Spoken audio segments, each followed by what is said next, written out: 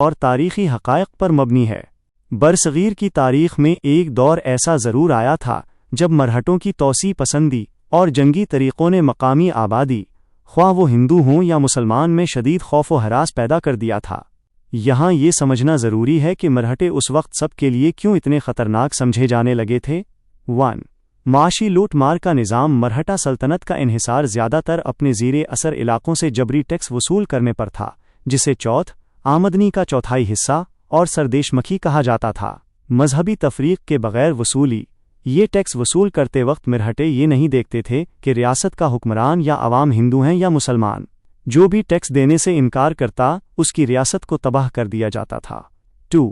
ہندو راجپوت ریاستوں کا استحصال۔ یہ ایک بہت بڑی تاریخی غلط فہمی ہے کہ مرہٹے صرف مسلم حکمرانوں کے خلاف تھے۔ راجپوتانہ کی تباہی۔ مرہٹوں نے راجستھان کی ہندو راجپوت ریاستوں جیسے جے پور، جودھ پور اور میواڑ پر بار بار حملے کیے اور انہیں بھاری تاوان دینے پر مجبور کیا۔ ہندو راجاؤں کی بیزاری۔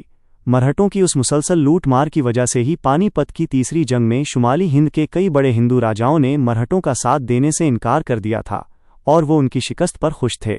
3. بنگال پر حملے اور برگیر کا خوف۔ مرہٹوں کے ہلکے پھلکے گھڑ سوار دستوں کو برگیر بارگی کہا جاتا تھا، جنہوں نے مشرقی ہندوستان میں تباہی مچائی۔ عوام کا قتل عام۔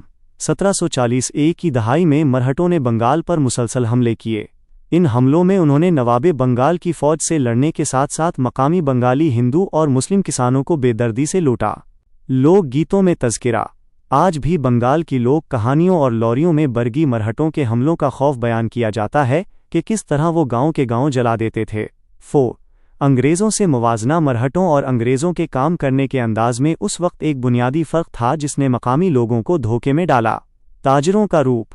انگریز ابتدائی طور پر سیدھی لوٹ مار کے بجائے تجارت، نظم و نسق اور معاہدوں کی آڑ میں آئے، اس لیے مقامی لوگوں کو فوری طور پر ان سے کوئی جانی یا مالی خطرہ محسوس نہیں ہوا۔ امن کے نام پر قبضہ۔ عوام مرہٹوں کی روز روز کی غارت گری سے اتنے تنگ آ چکے تھے کہ کئی مقامی ریاستوں اور تاجروں نے امن و امان کے قیام کی امید میں خود بخوشی انگریزوں کی بالادستی قبول کر لی۔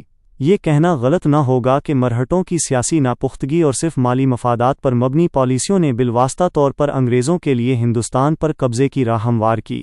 اس پوری تاریخی صورتحال کو دیکھتے ہوئے کیا آپ کے خیال میں اس دور کی الجھی ہوئی سیاست میں کوئی ایسا مقامی حکمران، مسلم یا ہندو تھا، جو اس وقت حقیقی معنوں میں پورے ہندوستان کو متحد کرنے کی سیاسی بصیرت رکھتا تھا؟